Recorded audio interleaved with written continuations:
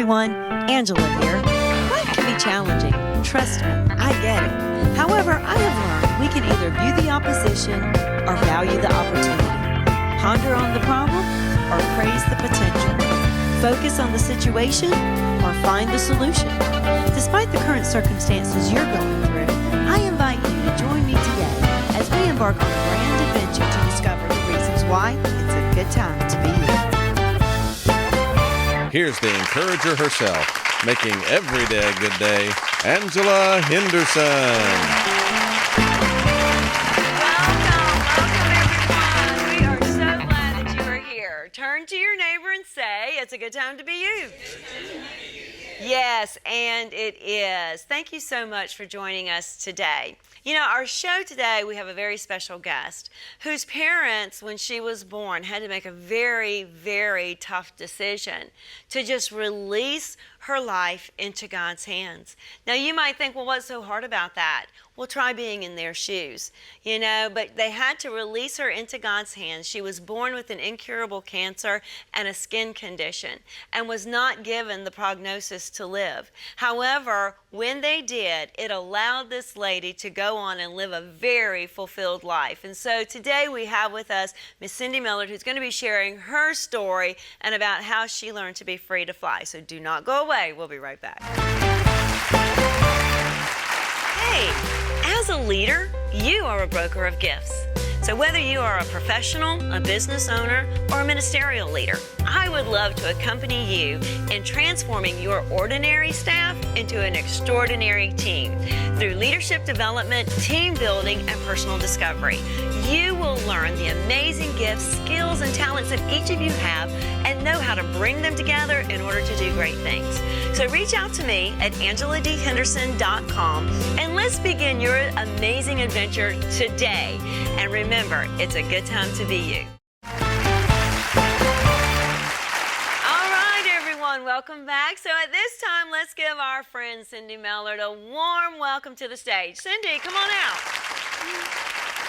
Welcome, welcome. We are so glad to have you with us today. Have a seat right here, please.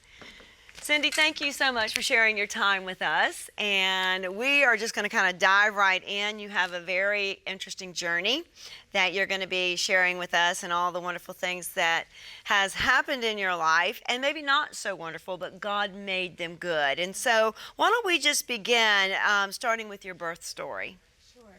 Well, when I was born, my doctor immediately said to my parents, she won't live until she's 2. And so this was based on the fact that I had had a brother prior to my birth. He had lived until 16 months, but he was born with the exact same 2 conditions that I was born with.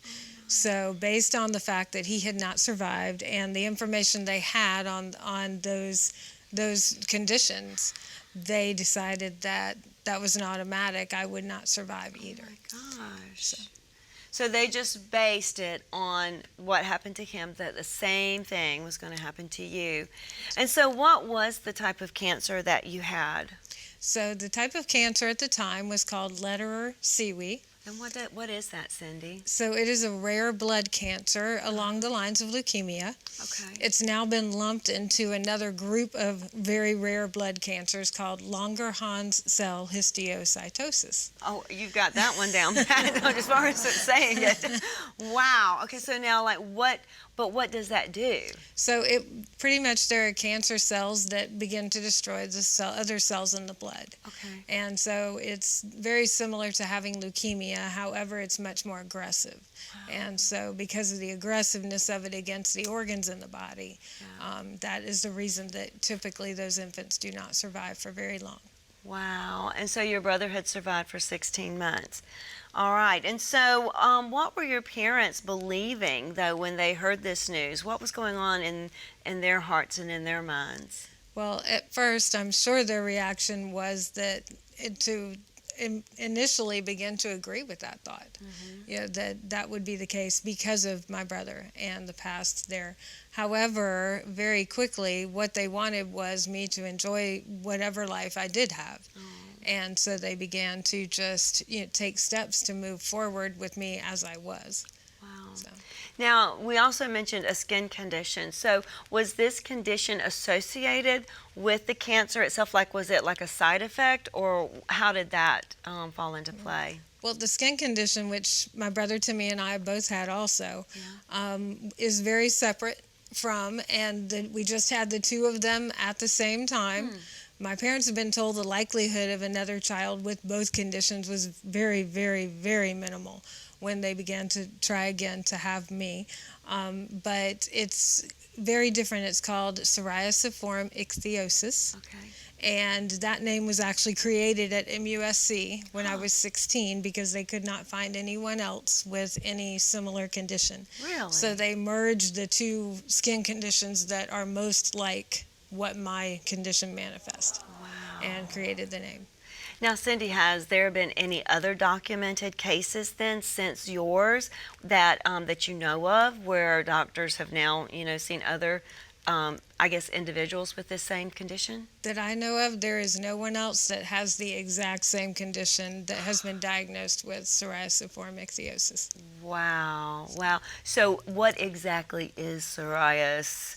Ichthyosis. Yes, what is that? So it is a combination of psoriasis, which is the redness and dry skin that you see typical people with psoriasis deal with. And then the ichthyosis is very thickened skin as well, which occurs most predominantly for me on the hands and the bottom of the feet.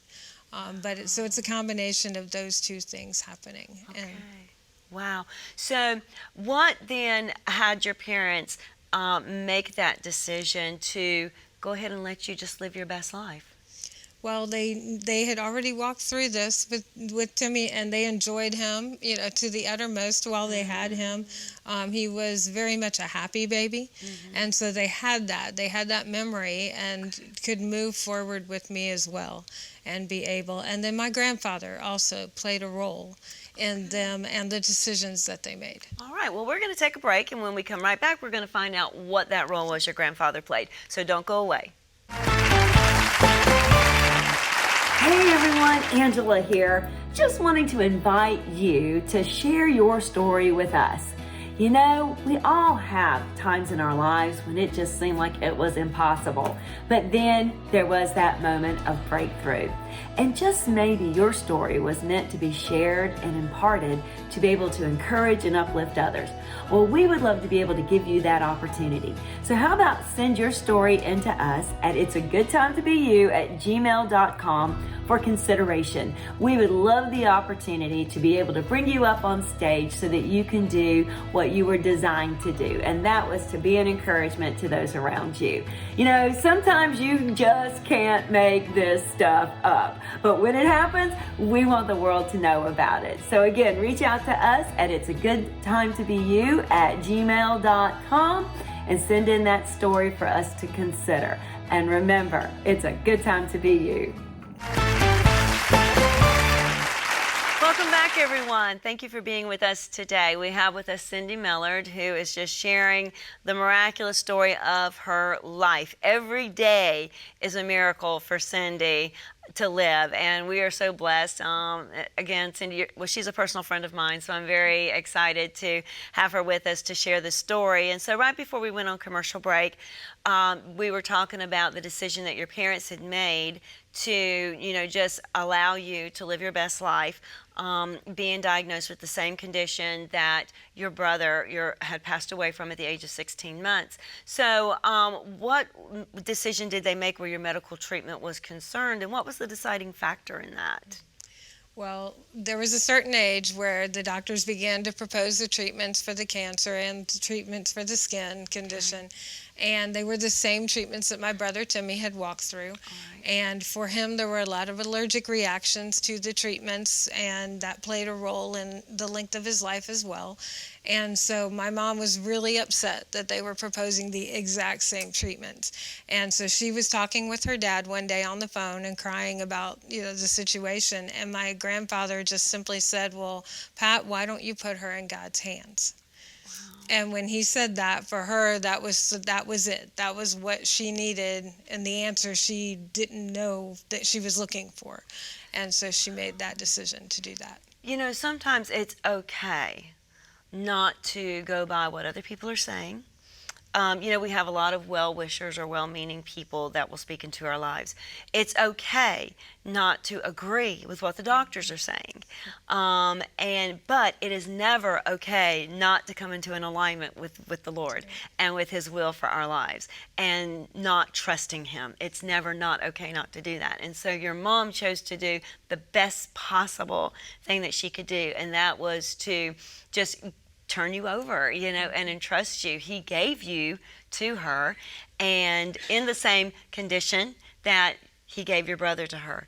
And her faith is what, brought this miraculous work in your life, Cindy. How amazing is that? That was pretty awesome. How many months, old were you at this time when all this decision making was having to go on?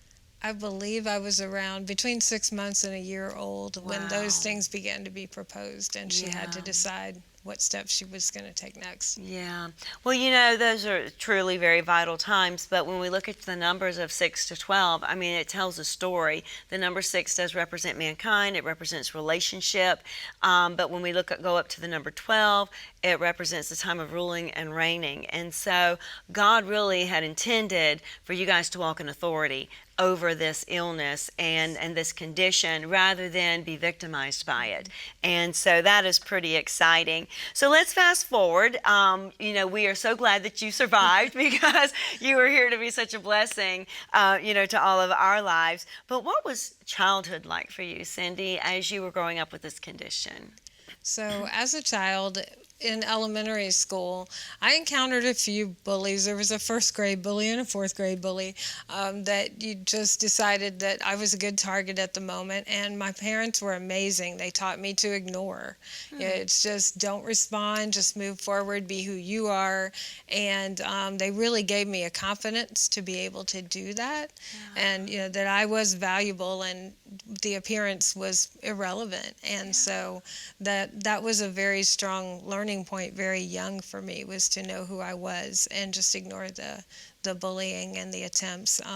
And then going older at 16, I decided that I actually wanted to go to MUSC to see if they could do something with the skin condition. Okay. They didn't think they could do anything with the blood condition at that time, but they thought the skin. So when I went, the first thing they did was blood work.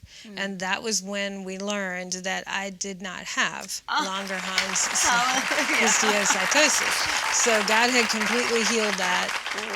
And we knew He had done something. At 2 years old, I began to grow hair on my head that I had very little of, just little wisps up until then. At 2, I began to walk, which those were things that my body shouldn't have had the strength or the ability to do. So we knew He'd been working all along, but that was the confirmation that the blood work came back as normal as anyone else's. And all that came out of seeing if something could be done with the skin. So it was really an amazing childhood. I had so many friends that surrounded me and did not pay any attention to appearance and were really true friends from elementary school all the way through high school, through college. So God really blessed and protected me in that area.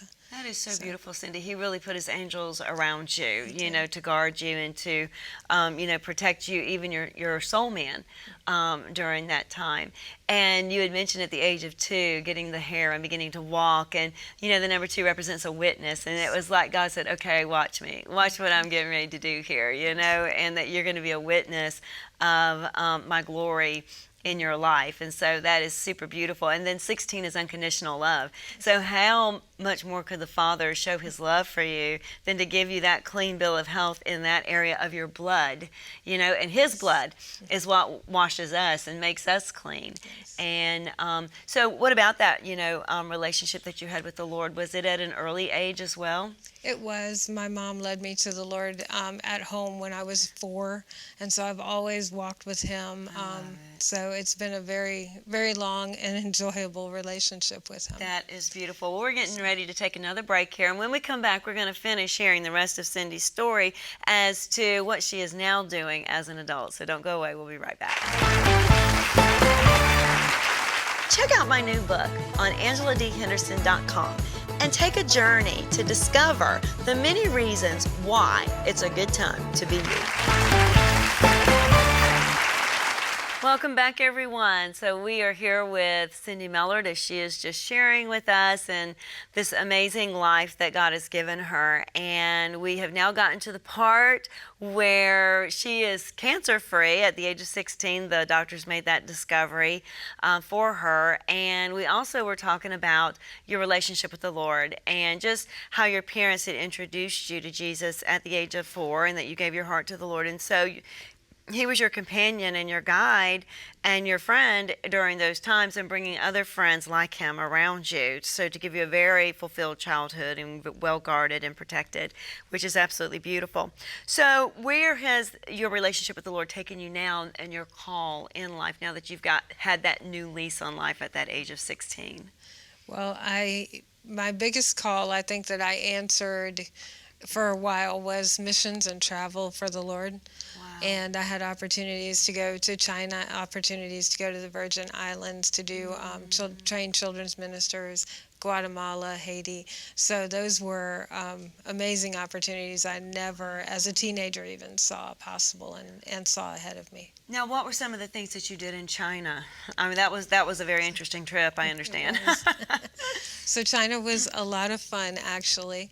Our entire purpose in going to China was to take Bibles in. So we went in as a tourist group, and we took Bibles in our suitcases. Okay, so you just didn't casually walk into China like with Bibles, like here we are with Bibles. Okay, so what, I mean, it was more like smuggling, is that correct? We had them covered up with our clothes in our suitcases. Each of us had a few, and we just went in and went through customs and prayed our way through customs that they wouldn't search suitcases, and they did not for a single member of the group. And we were able to get them in, and house pastors and house evangelists would come into the hotel in the evening where we stayed, and they would meet with us and tell us their experiences and give us how we could pray for them and pray for us. And then we would give the Bibles to them, and they would take them back to their churches where the people would literally tear out pages to take home to copy and then pass on to the next person in the house so they could also copy. And that was how they got their Bibles, was copying and passing. Now, you know, isn't that crazy how we just sometimes will take the Word of God for granted so much here? You know, you can go in your local hotels, even these days, and still find a Bible, you know, in the hotel desk or whatever. But that just shows you how hungry people really are for the Word, that they would copy it and write it down page by page by page and just pass them around and share them. Oh, that we would have that hunger again here in our nation, you know, for God's Word. Now, what about with Guatemala? What all did you do there? So Guatemala, the first trip I made, I was just part of the team, so I was able to participate in their children's church and help lead one of their children's church meetings. And so that was an absolutely beautiful trip. And then the second trip, we actually did a children's ministry opportunity where churches, we ended up being surprised with churches from all over the city bringing their children in. We thought we were doing it for that church and a couple of churches. We had churches from all over the city and 3 times as many children as we were expecting, and got to share the Word and just help them to have a stronger relationship in the Lord and teach them that. And it was an all-day event that was a lot of fun, and we saw God move really in miraculous ways because we prepared for 100 and had about 300. and we were not lacking for anything we needed to minister. So talk about multiplication, Yes. huh? Yeah, the loaves and the fish right there. That's pretty cool. That's great. Now, share with me about Haiti. That sounds very interesting because, you know, the temperature in Haiti is very hot. And I think that kind of conflicts a little bit with the condition of your skin. Is that right? It does. My skin condition, I burn in the sun really easily, and I also sweat very rarely and very little, which is actually a healing in itself. There was a time when I did not sweat. Yeah. But at that time in Haiti, of course, we went in July, so it was very hot, and it was very warm in Haiti in July. But God was just with me. I knew I was supposed to go. I knew it was His assignment, and so I went. I had the opportunity to serve the children there and interact there with the people and the families as well, and it was a miracle that I was able to just be there and do it with no issues, no complications. God was just with me, so it was another miracle. So as much as you were going there to be a blessing, you know, to those communities there in Haiti, God was also testing your faith. Once again, putting yourself in his hands, just like your mom did years ago when she, was given that word, just put her in my hands. And we can never go wrong when we're in God's hands. And so when you answered that call and was faithful to do that and to travel, to these all regions throughout the world, you were putting yourself in God's hands, which it really sounds like throughout your whole life you were never out, which that's good. But really trusting that and trusting that he was going to keep you, and that he is going to finish this work that he's begun in you. That is so beautiful. Well, very good. Well, we're going to take another break, and when we come back, we're going to find out a little bit more about what Cindy is doing and how God is just using her life greatly right here in her community. So don't go away.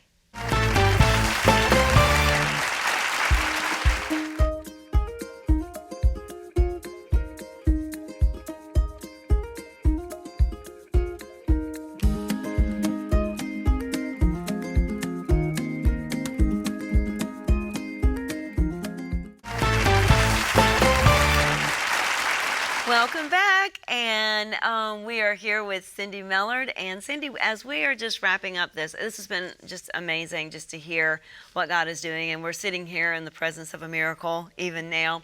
Every day is a miracle, and I think, if we would all really consider the value of our lives, we can all come to realize that every day that's given to each one of us is a miracle.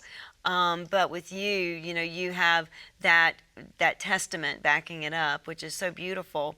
And but what are you doing now where your life is concerned, and what impact, are you making in society, and what is society doing, in making an impact on you? So currently I am a public school teacher in an elementary school. How wonderful. And so I love doing that. Currently it's 5th and 6th graders that I teach math and science to. Those are my loves. And so I'm doing that. I'm also coordinating a portion of our children's ministry at the church I attend. So I have those wonderful opportunities to, again, work with the children, serve the children and the families and parents. So that's currently where I get to contribute and give back. Yeah. Now, I noticed even before in our last segment, you mentioned when you went to the mission field, you worked with children. So when did you begin to have this, passion for children? Well, I started working with children when I was a child. I was 12. When I began to help my mom with her Sunday school class. And then I believe I was 14 or 15 when I was asked to teach a Sunday school class on my own, and 16 when I was directing children's church on my own. So very young, just always drawn to the children and working with them and seeing them have the strong walk with the Lord that I had the honor and privilege of being raised in. That's so cool because earlier on we talked about the number 12 being ruling and reigning, and that was during that time when your mom was having to make a decision when you were just in that infant stage. And now at the age of 12, you've stepped into a ministry of children, and I'm reminded, of Jesus when he was 12 years old. He was also teaching, and people were just enamored with the wisdom, that came out of him, and, that he spoke as if he was one in authority, and that going back to what that number 12 is, ruling and reigning, a sense of authority, the government of God. And so God had already established that in your life at the age of 12, and you step into a place of teaching. It might have been assisting at that time, but we all have to learn. We all have to get started somewhere, but yet you were given that opportunity in which to do that, and you carried it on, and up until even through the age of 16, which is when that was discovered that you were now cancer free. And so again, just being released to be who God has designed you to be once again, and not holding you back because there's a condition here we have to consider. That was not even a consideration. It was, she's going to be who she's supposed to be. Because this is the life that God's given her. So how beautiful is that? So why don't you share with us then, here recently, God has also given you another assignment, and you were in the process, and this is in the works. So update us on that. So currently, I am in the process of writing a book about my life. However, it's not an autobiography. Okay. What it is an allegory. So it is a fictional story with the life lessons that God has taught me throughout my life. But it's all set in a forest with a cardinal representing me, the male cardinal with the bright red representing me. Wow. Wow. How cool is that? Now, let me ask you this. You've chosen the cardinal and bright red. So I don't want to make any assumptions, but would the red have to do with the coloring of the skin sometimes, and why the cardinal? Well, the red, initially I avoided the red as much as I could because of the skin, and as growing up feeling like, oh, well, people pay attention to me because of that, not for who I am. As a teenager, I battled that when it wasn't true. But the reason the cardinal was God kept putting cardinals in front of me over and over and over. And so finally I came to the realization that, oh, I think he wants cardinal to be my character. And then I finally connected the dots. The character was me, and that was to represent me, and to just let that color, be a color of pride, not in a negative way, but just being proud of the fact that God created me the way He did in order to give Him glory and to draw attention to give Him glory. Well, that's beautiful. And the cardinal also is a representation of Christ Jesus. And so you are the reflection and the image of Christ Jesus yourself. And red also is so cool because it represents blood. And so, look at what he did with your blood. He completely healed that and restored that, how well it is. And when I think about the male cardinal, Cindy, what came to me was that, yes, that cardinal was you, but how beautiful what I'm hearing is that it's also resonating a tribute and an honor to your brother, whom you never met, but you have dearly loved your whole life. Yes. How beautiful is that? Yes. Wow. Cindy, when did you realize it was a good time to be you?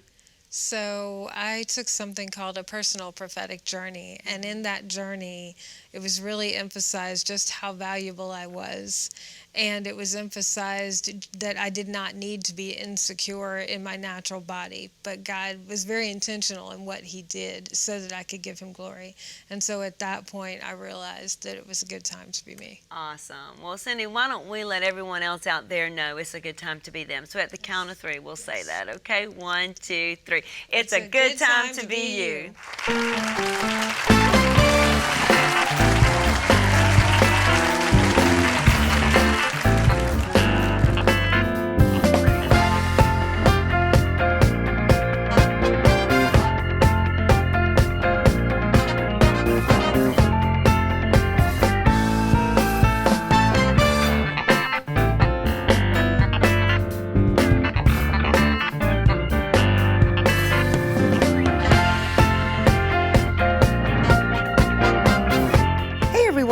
For more encouragement, just go to our website at www.angeladhenderson.com. And remember, it's a good time to be you.